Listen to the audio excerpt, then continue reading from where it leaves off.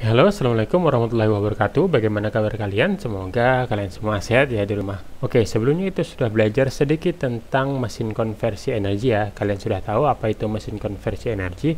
Nah, di pertemuan kali ini kita akan belajar lebih dalam mengenai mesin konversi energi ya. Oke, yang pertama kita masuk ke klasifikasi mesin konversi energi ya. Nah, di sini ada penjelasan.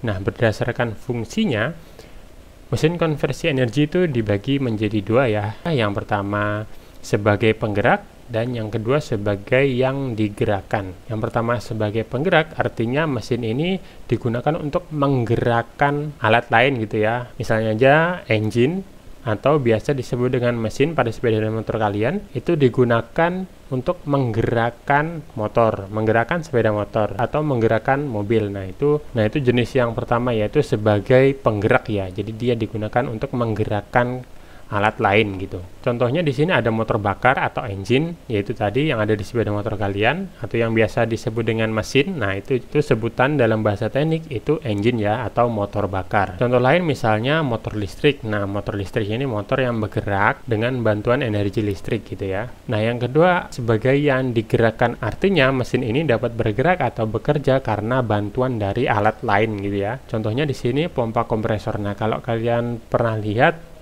kompresor yang buat ngisi angin ban di bengkel-bengkel itu kan untuk dapat bergerak biasanya dicolok ke listrik ya. Nah, yang dicolokkan ke listrik itu adalah motor listrik. Nah, motor listrik itu kemudian menggerakkan pompa yang ada di kompresor gitu. Jadi yang dibahas di sini pompa kompresornya ya. Pompa kompresornya itu mesin yang bisa bergerak karena bantuan dari motor listrik. Nah, kita masuk ke salah satu contoh mesin konversi energi sebagai penggerak ya, sebagai penggerak yaitu motor bakar di sini.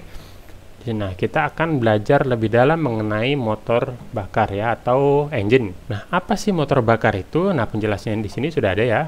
Motor bakar atau dalam kurung disebut engine, atau di sepeda motor kalian tuh ada juga engine-nya atau motor bakarnya, atau biasa banyak disebut dengan mesinnya. Nah, itu adalah engine ya, engine atau motor bakar. Nah, kenapa disebut dengan motor bakar? Karena pada engine yang ada di sepeda motor kalian atau di mobil itu untuk dapat bergerak dia melalui proses pembakaran. Pembakaran dari mana? Dari bahan bakar kayak Pertalite, Pertamax, terus Premium itu kan dimasukkan ke dalam engine, masukkan ke dalam engine. Nah, di dalam engine itu akan mengalami proses pembakaran. Nah, proses pembakaran itu akan menghasilkan panas, dan panas itu yang dikonversi atau diubah menjadi energi gerak yang dapat menggerakkan sepeda motor kalian atau mobil ya. Nah, di sini sudah ada penjelasannya. Motor bakar atau engine adalah sebuah motor yang dapat bergerak karena adanya proses pembakaran seperti itu. Nah, kita belajar lebih dalam mengenai motor bakar ya. Di sini ada konsep motor bakar. Gimana sih konsepnya motor bakar itu? Nah, gimana sih konsepnya engine atau mesin yang ada di sepeda motor kalian atau mobil ya? Nah, secara umum motor bakar itu dibagi menjadi dua ya. Di sini disebutkan, yang pertama ada internal combustion engine dan yang kedua ada external combustion engine. Nah, ada dua ya. Jadi internal itu di dalam, eksternal itu di luar. Nah, kita akan bahas lebih dalam. Di sini yang kita bahas pertama adalah internal combustion engine. Apa sih internal combustion engine itu? Di sini juga sudah ada penjelasannya.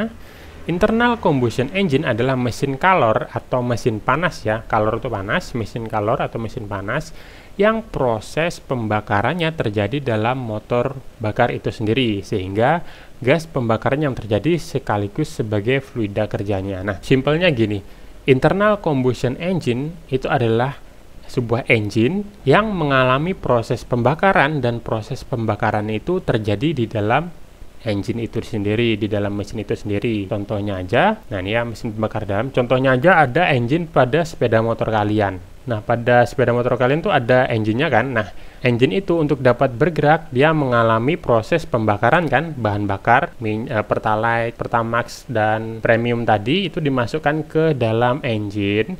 Kemudian di dalam itu terjadi proses pembakaran. Artinya proses pembakaran terjadi di dalam engine itu sendiri, di dalam engine ya. Kemudian pembakaran itu diubah menjadi energi gerak yang dapat digunakan untuk menggerakkan sepeda motor atau mobil. Nah, ini contohnya ada engine sepeda motor, terus ada juga engine pada mobil. Sepeda motor dan mobil itu sama proses kerjanya. Engine-nya sama. mengalami proses pembakaran, kemudian proses pembakaran itu menghasilkan energi gerak, dan energi gerak itu akan digunakan untuk menggerakkan kendaraan gitu ya. Kerjanya sama. Kalau di mobil dan motor itu sama, bedanya cuma jumlah silindernya atau jumlah pistonnya. Kalau di mobil itu rata-rata 4, terus 6. Kalau di sepeda motor itu paling 1 ya, ada juga yang 2, cuma itu jarang banget, biasanya di motor-motor besar. Nah lanjut, tadi kan internal combustion engine. Nah, sekarang lanjut ke external combustion engine. Nah, tadi kan internal, proses pembakaran terjadi di dalam engine-nya. Nah, di sini external combustion engine adalah mesin kalor yang cara memperoleh energinya dengan proses pembakaran di luar sebuah mesin pembakaran luar. Nah, maksudnya simpelnya gini. Mesin pembakaran luar adalah sebuah mesin yang untuk dapat bekerja dia melalui proses pembakaran. Nah, proses pembakaran itu terjadi di luar engine itu sendiri, di luar mesinnya ya, di luar engine-nya. Jadi di sini dibakar, ini engine-nya nih. Ini proses pembakaran. Nah, proses pembakaran di luar ini akan menghasilkan uap kan? Menghasilkan uap biasanya. Yang biasanya digunakan itu uapnya. Menghasilkan uap. Nah, uap itu akan dimasukkan ke dalam engine dah. Kemudian uap yang dimasukkan ke dalam engine itu yang diubah menjadi energi gerak. Contohnya itu apa ini ya? Contohnya nah seperti ini, biasanya digunakan di kereta uap dia, kereta uap seperti itu, atau di mesin-mesin industri kayak di pabrik-pabrik itu juga biasa banyak menggunakan mesin pembakaran luar seperti itu. Oke, bisa dipahami ya. Jadi, motor bakar itu dibagi menjadi 2. Yang pertama, internal combustion engine dan external combustion engine. Nah, internal combustion engine itu motor bakar yang proses pembakarannya terjadi di dalam engine itu sendiri. Kalau external combustion engine, motor bakar yang proses pembakarannya terjadi di luar engine itu sendiri ya. Diingat ya. Oke, kita lanjut.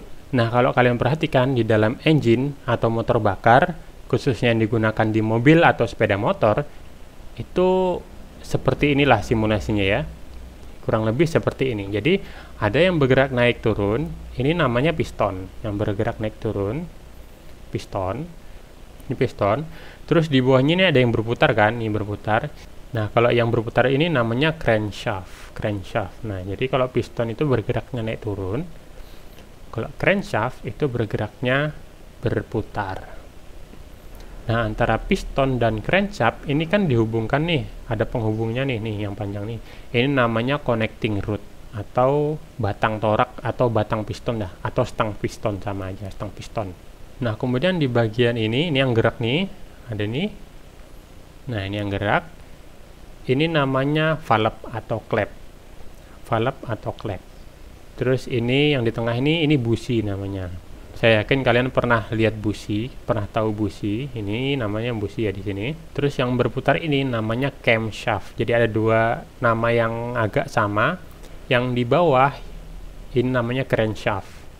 Yang di atas namanya camshaft. Nah, pada sebuah engine di sepeda motor kalian atau di mobil kurang lebih proses kerjanya seperti ini ya. Nah, di atasnya piston ini kan ada ruangan nih. Yang ini melebar terus mengecil, melebar, mengecil. Nah, ini namanya ruang bakar. Nah, di ruang bakar ini proses terjadinya pembakaran. Jadi, bahan bakar yang dari tangki bahan bakar itu dialirkan dan dimasukkan ke dalam ruang bakar ini. Nah, di ruang bakar ini terjadilah proses pembakaran. Nah, di dalam ruang bakar itu terjadi proses pembakaran. Nah, proses pembakaran itu nanti akan menghasilkan energi gerak yang dapat dimanfaatkan untuk menggerakkan kendaraan, sepeda motor ataupun mobil, seperti itu. Nah, di sini ada 2 jenis motor bakar atau 2 jenis engine yang berbeda ya. Kalau yang sebelah kiri ini motor 2 langkah atau biasa disebut kalau di motor-motor itu ada 2 tak ya. 2 tak, ini motor 2 tak. Nah, yang di sebelah kanan ini namanya motor 4 langkah atau biasa disebut dengan 4 tak. Jadi berbeda ya antara motor 2 tak dan motor 4 tak, itu berbeda. Proses kerjanya hampir sama tapi ada beberapa perbedaan. Nah, salah satunya di bagian fisiknya ya, bagian fisiknya. Nah, kalau di motor 4 tak ini sebelah kanan, di sini ada mekanisme katup atau mekanisme klep. Jadi ada klepnya. Ada klepnya ya. Nah, kalau di motor 2 tak ini nggak ada klepnya atau valve-nya, nggak ada ya, nggak ada klep atau valve. Jadi yang ada cuma busi aja yang nempel di kepalanya, di bagian atasnya.